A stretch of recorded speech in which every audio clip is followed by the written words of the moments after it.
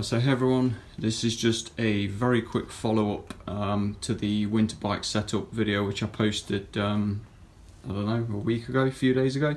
I'm pretty sure that in that video I mentioned that I was planning on buying some 28mm tyres for winter.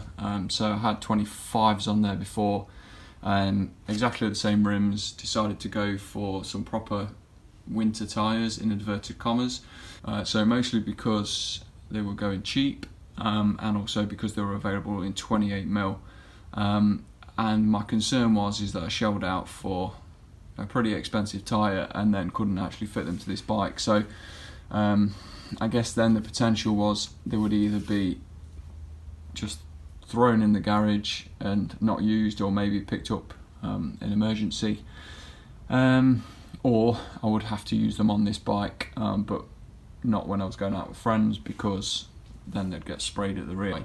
So very quickly, these are the SKS Race Blade long. They mount through these sort of bridge type brackets, so they're basically compatible for, or suitable for, bikes that don't have the eyelets effectively. So they mount through the quick release skewer here. You just remove the little springs that are normally there on the quick release skewer, get rid of them, and then these fit on perfectly fine. They are pretty stable. Yeah, they move a little bit, but you know, I've seen far worse. And then in terms of mounting here, so you remove the brake, put these little brackets in, screw the brake back in, and there's your mounting bracket. The front one is probably the better of the two. The bracket's pretty much the right size there for going through the fork. The front, it's not too bad. It doesn't look the neatest job in the world, but it does do a pretty good job. But that is a 28mm tyre on there. Now, I'll come on to whether or not I think these will fit 28mm across the board in a minute or so, because I do foresee that some people will have some issues. If you just want to check in terms of the front width, so that one's mounted pretty high. That one is a bit bouncy anyway, as you can see. I've not really had to move these an awful lot in terms of actually moving them away. If you can see in there, there's torch, I could get the light on here as well. So they do sit in there pretty neat and tidy. In terms of the rear, again, it's mounted pretty close. Pretty nice, neat, tidy job. You can see there, it's further away from the tyre, so you can probably get a credit card in there. Not really an awful lot, and that's because obviously 700C wheels. This area here, you can move the mudguard away a little bit because it's mounted exactly the same way. It's mounted here on the quick release skewer, and then also the bridge here at the top. This one's less neat, as you can see, in terms of the brackets that came with them. Could have done with a shorter one on there. If only I was mounting 23 or 25mm tyres, definitely could have done with a shorter bracket, but for the purposes of putting 28s on, actually that works. And the same here this side. Yeah, there's a gap. It doesn't look the neatest job in the world, but does the trick, and it still enables me to actually get in there and clean the brake out as well. So you can see bags of room in there for a 28mm tyre as far as the brake bridge goes. But if you look how close that bracket is sitting literally a mil, if that, above the tyre. And that brings me to whether or not these would fit all bikes. The answer is no.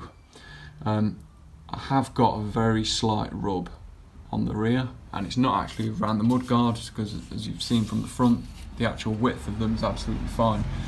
Where the problem comes is how close this bracket that essentially tunnels underneath the brake and then goes into where the rear caliper actually mounts. So that's really, really tight. And I have got a slight buckle in this rear wheel as well. So yeah, so the rear is a little bit problematic on this bike.